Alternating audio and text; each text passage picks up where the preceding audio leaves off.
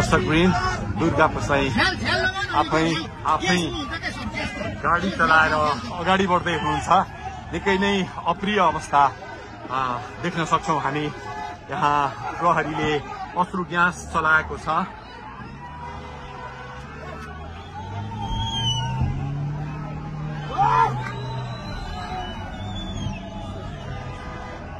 यो तीनकुनेको सडक हो, तीनकुने क्षेत्र हो। उहाँ आफै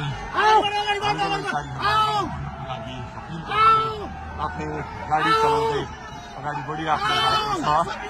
हामी दुर्गा प्रसादसँगै अगाडि बढिरहेका छौं। यहाँ निकै ठूलो मात्रामा युवाहरूको उपस्थिति देख्न सकिन्छ। ठूलो मात्रामा युवाहरूको उपस्थिति, प्रहरीको बार तोडेर दुर्गा प्रसाई आफै अगाडि बढ्दै हुनुहुन्छ।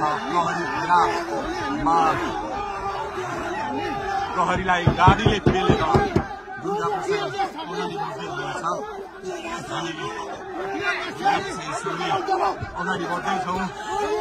जहाँ कसैले रोक्न सक्ने अवस्था छैन। दर्शकवृन्द प्रहरीलाई दुर्गा प्रसाईले पेलेर अगाडि बढिरहेको भएको छ।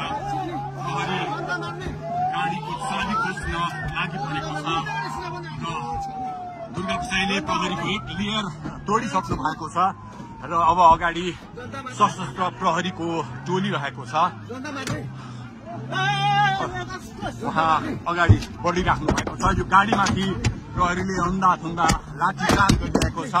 तपाईँ देख्न सक्नुहुन्छ दुर्गा प्रसाईको गाडीलाई प्रहरीले रोकिराखेको अवस्था। उहाँले यो प्रहरीका सम्पूर्ण सुरक्षा घेरा तोडेर दुर्गा प्रसाई अगाडि बढ्नु भएको छ र यति बेला तीनकुनेको यो पुलबाट अगाडि बढिसकेको छ। यो दृश्य अगाडिपट्टि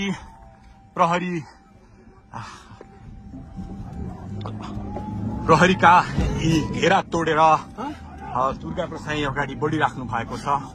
हामी दृश्य देख्न सक्छौं।